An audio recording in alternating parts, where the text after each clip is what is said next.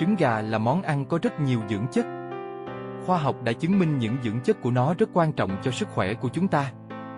Tuy nhiên trước đây, trong những thập niên của năm 50, rất nhiều nghiên cứu tại những trường đại học lớn ở Mỹ cho rằng trong lòng đỏ trứng có rất nhiều cholesterol, vì vậy người ta kiêng ăn cholesterol vì sợ bị tim mạch và mỡ trong máu. Nhưng thật ra, câu chuyện về lòng đỏ trứng gà và cholesterol đã được giải mã sau nhiều chục năm sống trong lo âu và nghi ngờ về cái chất của lòng đỏ đó. Mới đây, một sự việc tương đối thú vị đã xảy ra trên nước Mỹ và được nhiều tờ báo lớn của Mỹ đăng tải lại, cũng như những video của chính tác giả trên YouTube đã được cả triệu người xem, đó là tiến sĩ Nick Norquist. Anh có bằng tiến sĩ về chuyển hóa não người của Đại học Oxford Anh và đang hoàn thành chương trình tiến sĩ y khoa tại Đại học Harvard Mỹ.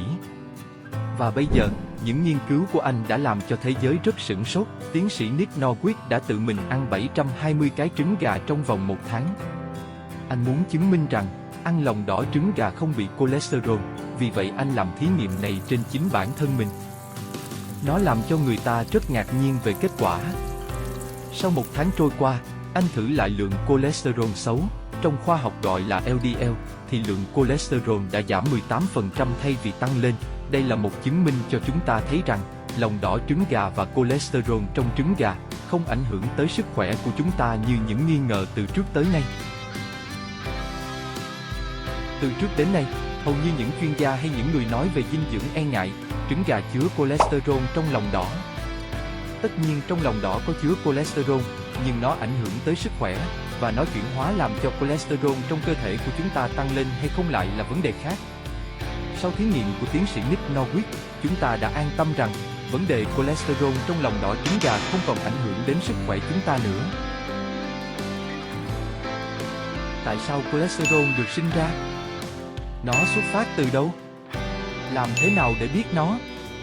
Trước đây vì một khảo cứu sai lầm từ năm 1960 đến 1970 của Đại học Minnesota, Hoa Kỳ.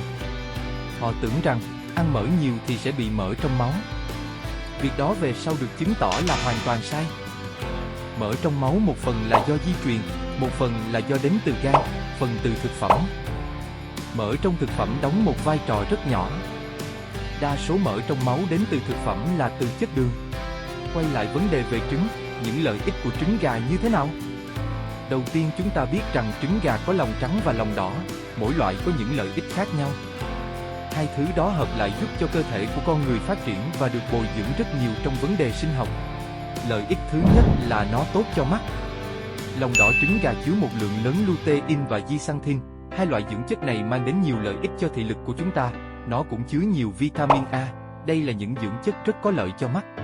Lợi ích thứ hai, trứng gà giúp chúng ta giảm cân. Trứng gà chứa nhiều calo và protein, khi ăn một quả trứng gà chúng ta thấy no kéo dài rất lâu.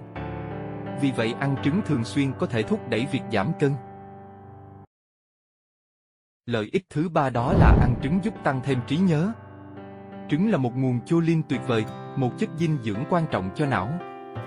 Choline hỗ trợ trí nhớ và chức năng nhận thức, đồng thời giảm nguy cơ suy giảm nhận thức do tuổi tác.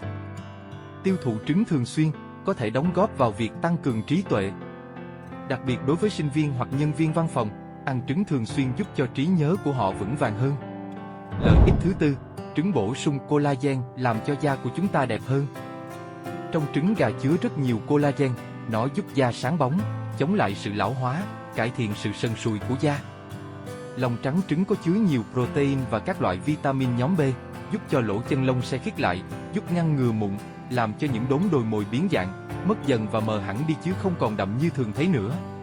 Lợi ích thứ năm, lòng đỏ trứng rất giàu lecithin và choline, có thể thúc đẩy quá trình tái tạo và sửa chữa tế bào gan, giúp bảo vệ sức khỏe của gan. Lợi ích thứ sáu, trứng gà giúp giảm nguy cơ bị tiểu đường. Tại Hiệp hội Tiểu đường Hoa Kỳ, họ kết luận trứng là một trong các lựa chọn cực kỳ phù hợp cho người bị tiểu đường. Lý giải cho điều này là vì trong trứng có chứa khoảng 0,5 gam carbon hydrate. Carbon hydrate là một chất không có khả năng làm gia tăng lượng đường huyết. Những người già bị tiểu đường thường ăn trứng thì bệnh chậm phát triển hơn. Những người trẻ ăn trứng thì nguy cơ tiểu đường tuyếp 2 giảm đi rất nhiều. Lợi ích thứ bảy, trứng còn có một công năng khác là giúp giảm nguy cơ xơ vữa động mạch. Lecithin sẽ điều hòa cholesterol ngăn ngừa xơ vữa động mạch, đồng thời đào thải cholesterol ra khỏi cơ thể. Người đau tim hay những người bị máu cao hay mỡ trong máu điều đáng sợ nhất là xơ vữa động mạch. Xơ vữa động mạch làm những cục máu đông ứ lại làm cho chúng ta có thể bị đột quỵ. Lòng trắng trứng gà ngăn ngừa việc hình thành những cục máu đông trong hệ lưu thông máu của chúng ta. Nó giúp cho việc lưu thông máu hiệu quả hơn. Lợi ích thứ 8, lòng trắng trứng gà có chứa mangan và magie giúp cho quá trình sản xuất máu diễn ra thuận lợi và hiệu quả hơn, từ đó phòng ngừa nguy cơ thiếu máu và giảm cảm giác mệt mỏi do thiếu máu. Phụ nữ trung tuổi và những chị em đang trong chu kỳ kinh nguyệt nên bổ sung loại thực phẩm này vào chế độ ăn. Lợi ích thứ 9, lòng trắng trứng gà có chứa canxi giúp cho xương luôn chắc khỏe, phòng ngừa loãng xương, nguy cơ còi xương, gãy xương ở trẻ nhỏ và rất hiệu quả trong việc phục hồi mật độ xương. Vì thế, người già và trẻ nhỏ là những đối tượng nên ăn lòng trắng trứng thường xuyên. Tiếp theo chúng ta cùng khám phá những điều thú vị về quả trứng nhé. Bạn biết không, quả trứng lớn nhất thế giới là trứng đà điểu, nặng tới 2,5 kg, trong khi đó, quả trứng nhỏ nhất đến từ loài chim ruồi ong, chỉ nặng 1 gram. Trứng gà cũng từng làm nổi tiếng trên Instagram. Hình ảnh quả trứng giản đơn này đã lập kỷ lục bức ảnh được nhiều lượt thích nhất, vượt qua cả những người nổi tiếng hàng đầu. Bạn đã thử món trứng ngâm trà của Trung Quốc chưa? Hương vị thơm nồng của trà thấm sâu vào từng thớ trứng. Món trứng trà này thường được ăn như một món ăn vặt, hoặc bữa ăn nhẹ lót dạ, đôi khi được ăn cùng với cơm hoặc cháo nóng. Tuy nhiên, theo truyền thống thì món trứng trà này sẽ không thể thiếu trong ngày Tết Nguyên Đán, cũng như trong các dịp lễ hội năm mới hàng năm. Bởi theo người Trung Quốc, thì món trứng trà này sẽ mang lại nhiều điều tốt đẹp và may mắn trong năm mới cho người thưởng thức. Ở Nhật Bản, món trứng sống được dùng trực tiếp với cơm nóng, tạo nên hương vị tươi ngon, béo ngậy. Cơm trứng sống là món ăn vô cùng đơn giản nhưng lại làm thích mê trong bữa sáng của người Nhật. Để chế biến món này, người ta sẽ cho một quả trứng gà còn sống trộn với cơm dẻo và ăn kèm với nước tương, hoặc một số loại gia vị khác tùy sở thích. Và đặc biệt, trứng ba lúc ở Philippines là món ăn gây tranh cãi nhưng cực kỳ bổ dưỡng. Có tên gọi là ba lúc, món ăn vặt này rất phổ biến ở Philippines, nhưng không ăn kèm với rau răm và gần như trứng vịt lộn ở Việt Nam. Một điểm khác biệt là ba lúc của Philippines trứng non hơn ở Việt Nam một chút.